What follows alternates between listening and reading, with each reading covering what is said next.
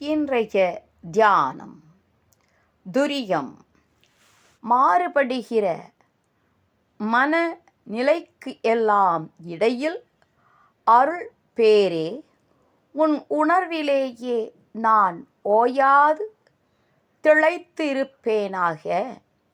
நாள்தோறும் நனவு, கனவு, கனவற்ற உறக்கம் ஆகிய 3 அவஸ்தைகளில் நாம் மாறி மாறி உழன்று வருகிறோம். 3 மனநிலைகளுக்கு நாம் அடிமைப்பட்டவர்களாகவும் இருந்து வருகிறோம். 3க்கும் பொதுவாயும் 3னுள் தோயாதும் இருக்கிற அறிவு நிலையே துரியம்.